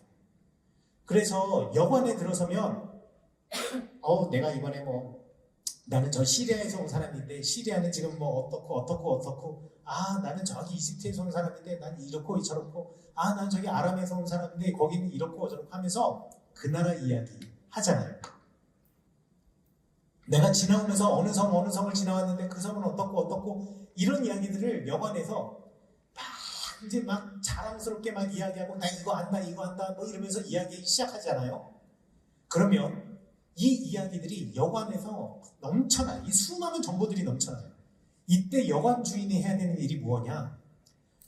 고대 마리 문서에 보면요. 여관 주인이 해야 하는 일은 이렇게 사람들이 우리 성, 우리 마을이 아니라 다른 성, 다른 마을에 관한 이야기를 하면 그거를 받아 적어놨다가 왕궁에 알려야 합니다. 이 의무예요. 이거 안 알리면 죽습니다. 그래서 반드시 이거 알려야 돼요. 그리고 여러분들 한 번쯤은 들어보셨을 함무라비 법전 같은 경우에는 우리 성의 여관에서 묵고 있는 사람 중에 우리 도시나 우리나라에 해악을 끼칠 것 같은 사람으로 느껴지는 사람이 있다면 반드시 보고를 해야 돼요. 만약에 보고하지 않으면 여관 주인은 죽습니다. 사형이에요. 이게 법령에 쓰여져 있어요. 그러니까 우리 라합을 그냥 기생이라고만 생각하면 안 돼요. 이제부터는요. 라합은요. 모든 정보의 중심지에서 이 정보를 갖다가 막 긁어 모아가지고 이걸 갖다가 왕에게 내지는 도시의 지도자들에게 보고하는 사람이에요. 그러니까 우리말로 말하자면 국정원의 블랙요원 같은 거예요. 블랙요원. 아무도 이 사람이 이거 하는 줄 몰라. 하지만 라합이 하는 일이 그거예요. 그래서 라합이 그 정탐꾼 2명이 들어왔을 때 뭐라고 이야기해요? 나는 당신들이 출애굽하면서 하나님께서 홍해를 가른 이야기를 알고 있다. 당신들이 그 모압 땅 그리고 암몬 땅을 지나오면서 옥과 그리고 거기에 있는 시온 왕들을 갖다가 왕 시온을 갖다가 죽이고 패한 일도 알고 있다. 아니 출애굽하면서 벌어진 일을 라합이 다 알고 있대요. 어떻게 그게 가능해요? 여관에 있으니까. 이 사람은 정보를 다 알고 있으니까. 이 기생 라합은요. 그래서 그 수많은 정보 속에서 하나님을 선택할 수 있었던 사람이었어요. 여러분, 세상에는 수많은 정보가 오갑니다. 여러분들도 정보 진짜 많을 거예요. 여러분들 이리저리 듣는 얘기도 많고요. 요즘 정보 어디서 제일 많이 들어요? 유튜브 이런 거 많이 듣잖아요. 예? 유튜브 이런 거 많이 듣는데 여러분 유튜브에서 이상한 거 듣지 마시고요. 여러분 교회 목사님의 설교 말씀 그리고 세상에 좋은 이야기들 이렇게 많이 들으면 계속 유튜브에서 그 얘기만 돌아요. 그런데 어디 가서 안 좋은 얘기, 민감한 얘기 이거 들으면요 계속 그것만 들려요. 그럼 난 그렇게 되는 거예요. 우리가 수많은 정보의 홍수 속에서 무엇을 선택하느냐는 여러분의 몫이에요. 그러나 라합은 그 수많은 정보에서 하나님께 소망을 둔 사람이에요. 여러분, 라합이 이 정탐꾼들을 돌려보내고 난 다음에 전쟁이 일어났을 때, 여리고 정복 전쟁이 일어났을 때 빨간 줄을 창문에다가 이렇게 흘려놓으면, 걸어놓으면 이스라엘 사람들이 그걸 보고 아, 저기 라합의 집이구나 라고 해서 이 집 사람들은 안전했잖아요. 그렇죠? 여기서 말한 빨간 줄이 히브리어로, 야, 이것도 우리말 히브리어에서는 이걸 멋대가리 없이 빨간 줄이라고 번역을 해놨어요. 제가 히브리어 번역해드리면은 이거 맞다라고 생각하시면 돼요. 제가 이스라엘에서 12년 동안 공부하면서 공부 자체를 히브리어로 한 사람이에요. 그러니까 제가 히브리어가 이런 뜻이다 그러면 그냥 믿어요.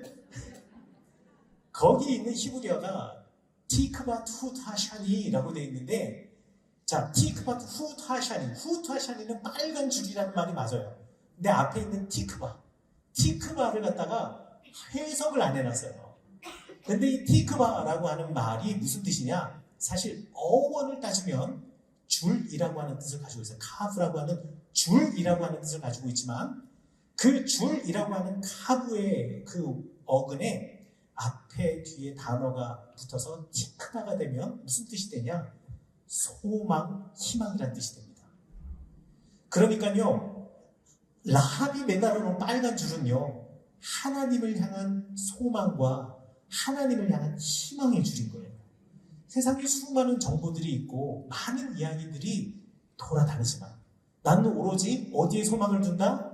하나님께 소망을 둔다. 나 하나님의 이야기만 듣겠다. 하나님에 관한 정보만 듣겠다. 그리고 하나님께 나의 희망을 던지겠다. 이때 하나님께서 라합을 세워주시는 겁니다. 그래서 라합이 아주 유명한 고백을 하죠. 위로는 하늘에서도 아래로는 땅에서도 하나님은 오직 여호와밖에 없음을 나는 그 정보들을 통해서 알았습니다. 나는 그래서 그 하나님만 섬기겠습니다. 사실 성서학자들은 이방인 사람으로서 자기의 신앙 고백으로 제일 먼저 신앙 고백으로 그 이스라엘 중에 하나가 된 사람으로서 온전한 신앙 고백이 완전히 완벽한 형태로 남아있는 사람을 룻이라고 이야기를 하거든요. 나오미가 돌아갈 때 아닙니다. 어머니의 민족이 나의 민족이 되고 어머니의 하나님이 나의 하나님이 되겠습니다. 어머님이 돌아가셔서 묻히는 그곳에 나도 묻히기를 원합니다. 이게 룻의 고백이 이방 사람이 하나님의 백성 이스라엘로 들어오는 신앙 고백으로 온전하게 남아있는 최초의 고백이자 유일한 고백이라고 말하지만, 이 고백, 위로는 하늘에서도 아래로는 하늘에서도 하나님은 오직 여호와이십니다라는 이 라합의 고백도 참 룻의 고백 못지않은 대단한 신앙의 고백이다라고 생각을 합니다. 여러분들도 이 하나님을 선택하는 결단, 우리 여성교회에서도요, 수많은 정보들이 오가고, 자, 여성교회가 은혜로우면요, 한없이 은혜로운 곳이고요. 여러분, 여성교회가 시끄러우려면 한없이 시끄러운 곳이에요. 자, 그러나 이 여성교회가 은혜로운 하나님의 공동체가 되기 위해서는 우리가 하나님께 소망을 두고 수많은 정보와 수많은 것들 중에서 하나님의 것을 선택할 수 있는 지혜가 있어야 한다는 것을 우리는 라합의 이야기를 통해서 알 수가 있죠. 그럼 마지막으로 욥의 아내 이야기입니다. 욥의 아내 이야기는 여러분들이 지금부터 이제 처음 들을 이야기이기 때문에 마음의 안전벨트를 잘 매고 들으시기 바라겠습니다. 우리는 욥의 아내 하면은 좋은 사람처럼 보여요? 안 좋은 사람처럼 보여요? 안 좋은 사람. 왜요? 하나님을 욕하고 죽으라 라고. 아니, 지금 남편은 죽기 직전인데 하나님을 욕하고 죽으라? 이게 말도 안 되는 얘기를 한 사람이잖아요. 자, 그런데요, 성경을 읽다 보면은요, 가끔씩 성경을 번역하는 사람들이 일부러 그러려고 하는 게 아니에요. 일부러 그러려고 하는 게 아닌데, 가끔씩은 그 당시의 문화나 어떤 풍습을 잘 몰라서 그렇게 번역하는 경우들도 있고, 그리고 그 번역이 아주 고착화돼서 계속 내려오는 경우들이 있어요. 그럴 경우에는 어떻게 하냐? 반드시 주석자들, 성경 해석자들의 도움을 받아야 돼요. 그래서 여러분들 성경을 읽을 때 여러분 혼자 성경을 읽고 혼자 결론을 내리시면 안 돼요. 반드시 이 말씀이 맞는지 여러분의 목사님으로부터 확인을 받으셔야 돼요. 제가 이스라엘에서 살면서요, 공부를 하면서 저도 먹고 살아야 되잖아요. 한 달에 한 번씩 제가 성지순례 오시는 분들 안내를 했었어요. 그런데 이스라엘 얘기를 하는데 버스에 제가 이렇게 앉아있는데 뒤에서 이스라엘 이야기를 두 분들이 막 하시는데 말도 안 되는 소리를 하시는 거예요. 제가 그래가지고 거기 앉아있다가 마이크에다 대고 이스라엘에 관한 이야기는 저와 상담 후에 확인하시고 말씀하시기 바라겠습니다. 그렇잖아요. 거기에 대해서 누가 제일 잘 알고 있겠어요? 살고 있는 사람이 제일 잘 알겠죠. 그렇죠? 그런 것처럼 성경은 누가 제일 잘 알겠어요? 여러분의 목사님들이 제일 잘 아시는 거예요. 그렇기 때문에 성경을 읽으시면서 성경에 있는 말씀 다 귀한 하나님의 말씀인데 그 하나님의 말씀을 우리가 실수하지 않기 위해서 반드시 목사님께 확인 받으셔야 됩니다. 그래서 성경을 번역하다 보면 애매모호해가지고 잘 이해가 안 되는 번역들이 있어요. 예를 들자면 신약 성경에 이런 거 있습니다. 요한복음 15장 1절에 보면 이렇게 했죠. 나는 포도나무 가지요. 나는 참 포도나무 가지요. 아버지는 농부이시니. 2절에 열매 맺지 못한 가지는 내게 붙어있어 열매 맺지 못한 가지는 어떻게 버리신다? 찍어버리신다. 제거해버리신다. 라고 되어 있어요. 그쵸? 그러나 그리스어 원문에는 그렇게 안 되어 있어요. 그리스어 원문에는 뭐라고 되어 있냐? 들어 올리신다라고 되어 있어요.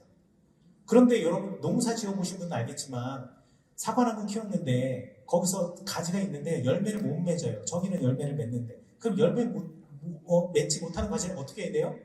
가지 쳐줘야 되잖아요. 전지해줘야 되잖아요. 그러니까 성경을 해석하는 사람이 이게 이 단어가 여기서 썼는데 이게 무슨 뜻인지 이게 문맥상 이해가 안 돼요. 이럴 때에는 이 번역자들이 서로 이 회의를 해가지고 이걸 갖다 이런 식으로 번역을 합시다라고 서로 합의를 해요. 그게 제거해버리신다예요. 그런데 그 단어, 그리스어죠. 아이로라고 하는 단어는 들어올린다는 단어예요.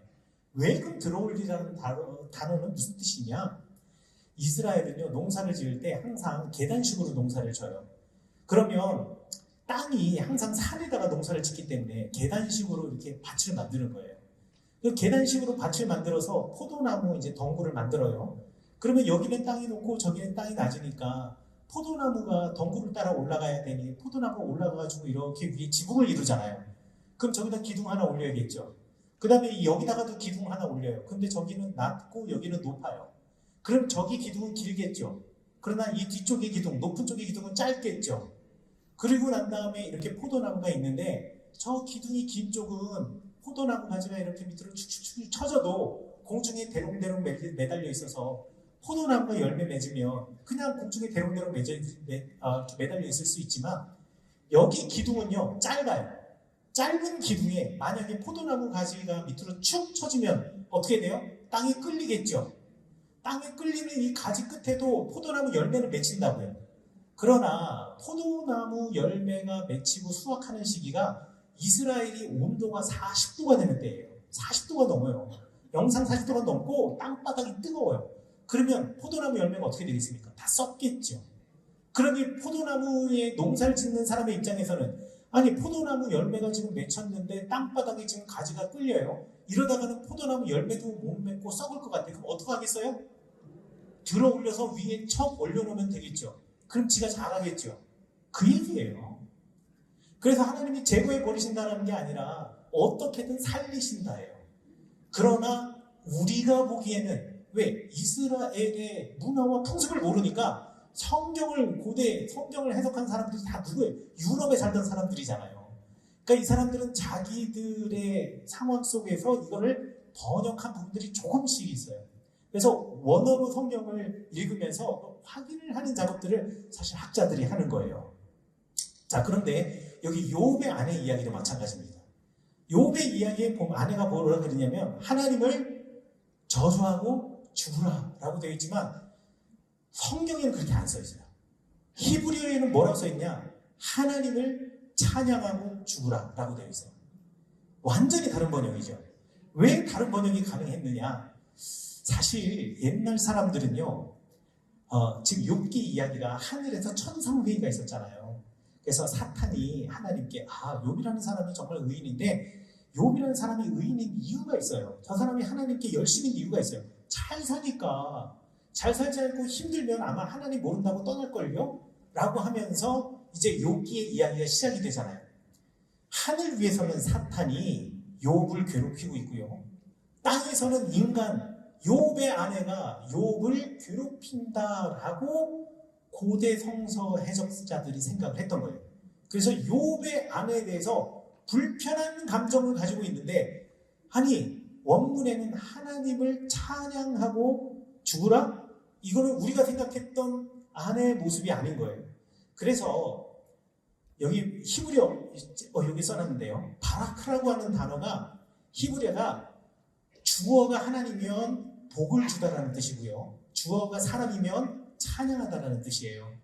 자, 그런데 이 복을 주다라고 하는 바라크라는 단어가 딱 욥기에서만 2번 저주하다, 욕하다라고 번역을 해놨어요. 이게 말이 안 되는 거죠. 이게 자기들이 생각하기에 이 성경 본문이 이해가 안 되는 거예요.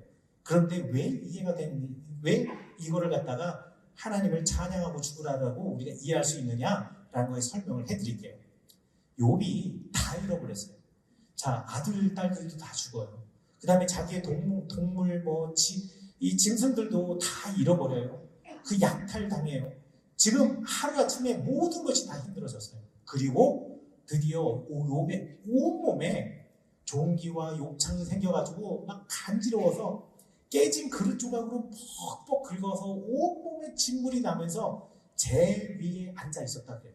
재 위에 앉아 있다는 말은 무슨 뜻이냐면 한탄한다라는 뜻이에요. 너무 슬프고 괴로워서 한탄한다라는 거예요. 욥이 흔들리기 시작하는 거예요.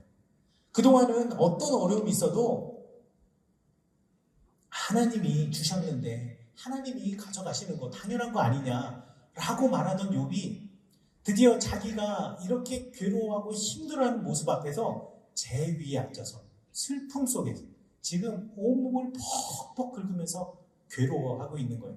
자, 슬퍼하고 괴로워하고 있는 욥의 모습, 이제 욥이 무너져 가고 있는 거예요. 무너져 가고 있는 욥 옆에서 지금 아내가 뭐라고 이야기하느냐? 그렇게 하나님에 대한 생각을 바꾸지 마세요.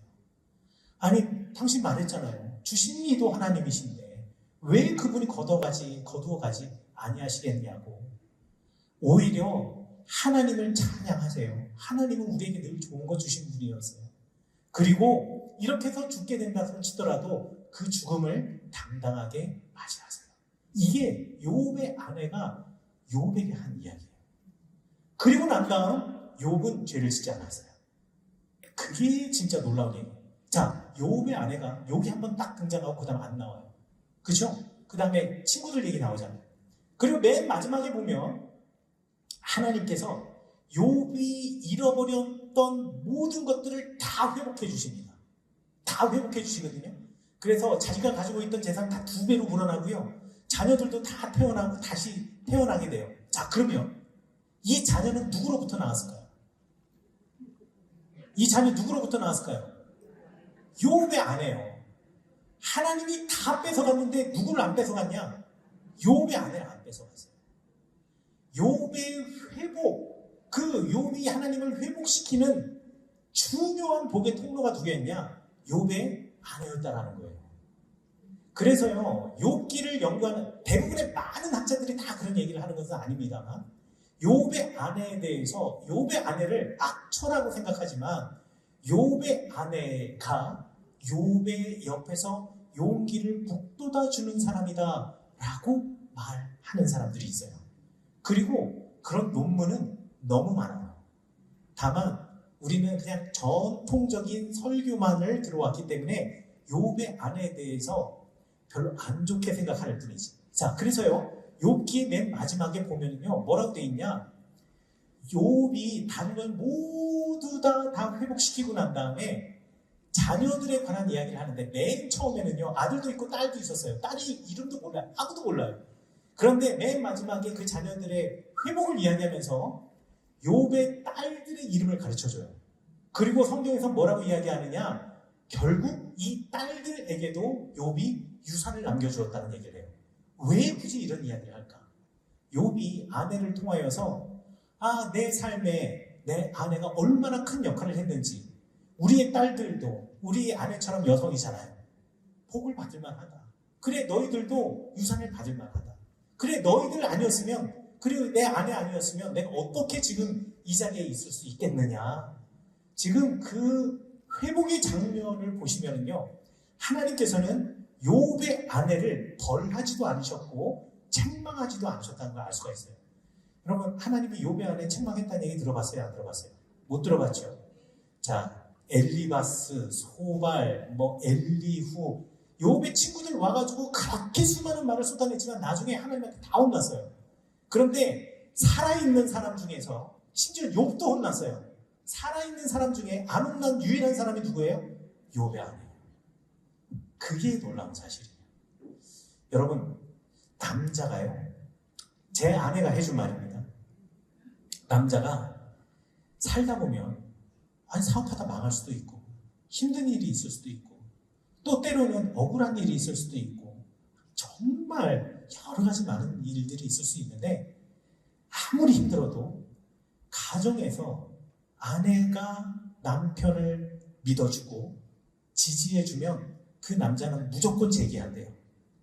그런데 아무리 남자가 잘 나가도요, 그 가정에서 가족과 아내가 남편과 아버지를 지지해주지 못하면 그 사람은 분명히 불행해진대요.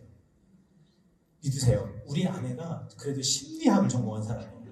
상담 심리를 전공하죠. 뭐라고요? 네, 그래요. 사실 옆에서 누군가가 흔들리지 않고 지지해주는 사람, 용기를 북돋아주는 사람이 정말로 중요한 것 같아요. 그리고 저도 제 아내의 용기와 지지 속에서 지금 여기까지 온 것 같아요. 지금은 공감 해설이니까 제가 개인적인 얘가 집회가 아니니 제 인생의 얘기를 여러분에게 해드리기에는 시간도 짧고 흐름도 맞지 않아서 말씀드릴 수는 없지만, 그야말로 하나님이 빚으신 인생이 저의 인생이었고, 또 아내가 옆에 있어서 저를 지지해주고 살려주었기 때문에, 아내가 없었으면 전 죽었을 것 같아요. 그러나 살려준 인생이기 때문에 제가 여기 서 있는 것 같아요. 우리 여러분들도 항상 지지해 주시고 용기를 북돋아 주시는 게 중요한 것 같아요. 꼭 누군가 뭔가 하려고 그러면 그거 안 되라고 말하는 사람이 있어요. 여러분, 안 될 일을 생각하고 안 될 이유를 찾으면요, 뭘 해도 100가지도 더 찾을 수 있어요. 하지만 그게 될 수 있다, 할 수 있다 이유를 찾으면요, 그것도 100가지도 더 찾을 수 있어요. 단지 우리가 어떻게 생각하고 어떻게 접근하냐의 문제예요. 욥의 아내처럼 욥이 그렇게 고난 속에 있을 때, 그래, 하나님을 우리가 버릴 이유를 찾으면 어마어마하게 많이 찾을 수 있어요. 그동안 성경이 벌어졌던, 욥이 닥쳤던 일만 생각해도 엄청나게 많은 걸 찾아낼 수 있어요. 하지만 우리가 끝까지 하나님에게 붙어있고 하나님과 동행해야 할 이유를 찾으려고 하면은요, 그것도 100가지 넘게 찾을 수 있는 거예요. 욥의 안에는 그 지혜가 있었던 거죠. 그렇기 때문에 우리도 이 상황을 바꾸는 믿음, 우리의 상황을 바꿔내고 이 바꿔낸 상황이 생명을 살리는 우리 그 귀한 역사에 우리 여선교회가 함께 있기를 간절히 축원합니다. 원래 공과에서 제가 제일 쓰면서 제일 공들였던 거는 뭐냐면요, 사실 성경 지식은 아닙니다. 성경에 관한 지식의 이야기도 여러분 읽어보시면 되게 재밌으실 거예요. 여러분 모르던 이야기들도 되게 많고 새롭게 볼 수 있는 새로운 관점들도 되게 많을 거예요. 그런데 제가 제일 심혈을 기울였던 것, 성경 이야기를 쓰는 건 사실 제가 솔직하게 말씀드리는데 그렇게 오래 걸리지 않았어요. 그냥 알고 있는 거 쭉 쓰면 돼요. 쭉 쓰고 그리고 난 다음에 이 이야기가 정확하게 어떤 거에 근거를 하고 있는가, 그러니까 주석책이라든가 내지는 성경 해석의 책이라든가, 그리고 여러분들 이 속회 공간은요, 현대 구약 학자들의 주석서뿐만 아니라 지금으로부터 2000년, 2500년 전에 유대교의 랍비들이 썼던 수많은 성서 주석서까지 전부 다 참고를 해서 만들어 놓은 거예요. 내용에 대해서는 의심할 필요가 없으세요. 그리고 그 내용을 쓰면서 시간도 그렇게 오래 걸리지 않았어요. 근데 제일 시간이 오래 걸린 게 뭔지 아십니까? 맨 마지막에 질문 3개 만드는 게 제일 힘들었습니다. 질문 3개 만드는 게 제일 힘들었어요. 왜냐면 이거 알면 뭐해요? 그러면 이걸 딱 적용해야 될 거 아니에요. 그렇죠? 적용을 해가지고 뭔가 우리 삶에 변화까지 우리가 가야 될 거 아니에요. 그래서 질문 3개를 만드는 게 사실 제일 시간이 많이 걸렸고요. 그 질문을 만들었다 지웠다 하면서 그 질문을 만들었어요. 그리고 그것에 관심을 가지고 남은 질문에 많이 했던 그 관심을 많이 가졌던 이유는 원래에서 이야기는 그냥 여러분들이 이 이야기 읽고 여러분들이 다 소화해서 설명하실 건 아니잖아요. 이 이야기는 이야기대로 쭉 읽어 나가실 때 사실 질문이 중요한 겁니다. 예를 들자면 오늘 욥의 아내 이야기를 하면서 제가 이렇게 질문했어요. 욥의 아내는 남편의 고통을 보며 함께 아파하고 공감의 말을 건넸습니다. 여러분은 인생의 고난 속에서 누군가의 아픔에 공감했던 순간이 있으신가요? 그때 여러분의 어떤 말 한마디가 힘이 되었나요? 이 질문 가지고 이야기하시라고요. 이거 성경 이야기 이게 맞느니 틀리느니 나는 동의하느니 동의하지 않으니 여러분들 동의하지 않으면 어떡할 거예요? 다 그렇게 알고 있고 다 그게 맞는 얘기인데 여러분들이 동의하지 않으래요. 그거는 자는 척하는 사람. 그거 어쩔 수 없어요. 그 사람은 어떻게든 동의 못 시켜요. 그러니까 그 사람 동의시키려고 노력하지 마세요. 자는 척하는 사람은 절대 깨울 수 없어요. 자, 그러나 중요한 건 뭐냐면 나누는 질문이 중요합니다. 그래서 여러분은 어떤 말로 누군가에게 용기를 북돋아 주었습니까? 그리고 여러분이 누군가의 버팀목 되어준 순간은 언제였나요? 두 번째 질문이 뭐냐면 하나님이 끝까지 함께 서 있게 하신 사람, 여러분과 함께 끝까지 서 있도록 해주셨던 그 한 사람이 누구신가요? 이런 질문이에요. 사실 저는 질문 만드는데 시간을 제일 많이 걸었어요. 질문 이거 3개밖에 안 되거든요. 각 단원마다. 그러나 이 질문이 진짜 중요한 겁니다. 그리고 그 질문에 대한 답이 실제로 여성교회를 바꿀 겁니다. 그래서 나눔 질문에 대해서 여러분들 반드시 이해하시고 내가 읽다가 이건 모르겠다 그러면 그냥 훅 읽고 지나가세요. 읽는 사람들도 몰라요. 듣는 여성교회들도 몰라요. 여러분 목사님들 어제 들었던 설교 월요일 주일날 들었던 설교 기억나세요? 아무도 안 나요. 나는 사람 없어요. 하지만 질문을 하고 나누었던 말과 그리고 서로의 삶은 기억이 나요. 그렇기 때문에 질문으로 함께 나누면서 그래 내가 이런 사람이 돼야지. 그래 우리 여성교회가 이런 교회가 돼야지 라고 여러분 생각하시면 되겠고요. 또 한 가지 또 많이 손을 대려고 노력했던 게 마지막 기도문이에요. 마지막 기도문도 성경 본문의 말씀을 최대한 잘 반영하고 그 질문에 대해서 질문을 잘 이렇게 포함할 수 있는 기도문을 만들려고 많이 고치고 썼다 지웠다 했던 것 같아요. 그래서 여러분들 다른 건 몰라도 여러분들이 그 교재의 맨 마지막에 질문과 기도 여기에 초점을 맞추시고 우리가 원래 회가 진행이 되어지고 또 원래에서 이거 우리 할 말 많으니까 이거 빨리 끝내고 딱 우리가 해야 될 거 해요. 이거 아니라 서로 삶을 나누며 서로 하나가 되시고 서로 이해하시고 그래서 그 외에 회의는 짧을수록 좋은 거잖아요. 마음이 한 마음을 가지면요 회의가 길 이유가 없어요. 그렇죠? 그러니까 나눔을 통해서 한 마음으로 만드시고 그리고 그 한 마음으로 우리 여성교회 많은 사업들과 또 여성교회 많은 해야 할 것들 잘 지혜롭게 하나님의 지혜로 이루어 가시길 간절히 축원합니다. 기도하겠습니다. 하나님, 우리 아름다운 여성교회가 우리 감리교회의 어머니들이 하나와 같이 기도하며 주님께 사정을 아뢰는 이들이 되게 하시고 레아와 같이 어떠한 상황 속에서도 하나님 보는 귀한 주님의 딸들 되게 하시며 야합처럼 이 복잡한 세상 속에서도 하나님을 향한 소망과 희망을 가지고 빨간 줄을 창가로 매달으며 수많은 정보 속에서 하나님을 찾아내는 귀한 주님의 딸들에게 인도하여 주옵소서. 무엇보다도 나와 함께 있는 이들에게 용기를 북돋아 주며 그 인생이, 그의 영혼이, 그의 삶이 얼마나 소중한지, 얼마나 아름다운지, 그래서 그 한 성을 위하여 우리 예수님께서 이 땅에서 십자가를 지셨는지 알려주고, 그리고 또한 우리가 그 하나님이 살아가는 영혼 한 영혼 한 영혼을 섬기며 헌신하는 주님의 딸들 되어 우리 딸들의 삶이 주님이 채워주시는 충만함이 있게 하시고 주님께서 부어주시는 은혜와 복이 넘쳐나게 하시며 이러한 우리 여선교회원들의 삶의 은혜와 복의 갑절의 은혜를 그 자녀들이 누리도록 주여 인도하여 주옵소서. 예수님의 이름으로 귀한 하나님의 사람들을 축복하며 기도합니다. 아멘.